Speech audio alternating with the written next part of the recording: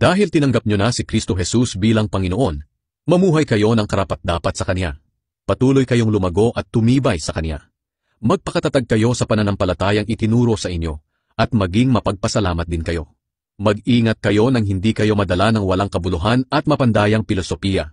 Mga tradisyon lang ito at mga pamamaraan ng mundo, at hindi mula kay Kristo. Kaya huwag kayong padadala. Dahil ang kapuspusan ng Diyos ay nananahan sa katawan ni Kristo. At naging ganap kayo sa pakikipag-isa nyo sa Kanya, na siyang Pangulo ng lahat ng espiritong namumuno at may kapangyarihan. Dahil sa pakikipag-isa nyo kay Kristo, tinuli na kayo. Ang pagtutuli na ito ay hindi pisikal, kundi espiritual. Ang pag-aalis ng masasamang hilig ng laman. Ito ang pagtutuling mula kay Kristo. Inilibing kayong kasama ni Kristo nang bautismuhan kayo. At dahil na kay Kristo na kayo, muli kayong binuhay na kasama Niya. Dahil nananalig kayo sa kapangyarihan ng Diyos na bumuhay sa Kanya.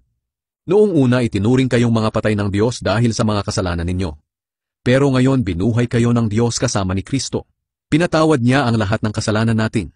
May pananagutan dapat tayo sa Diyos dahil hindi natin matupad ang kautusan. Pero inalis ito ng Diyos sa pamamagitan ng pagkapako ni Kristo sa krus. Kaya hindi na tayo parurusahan.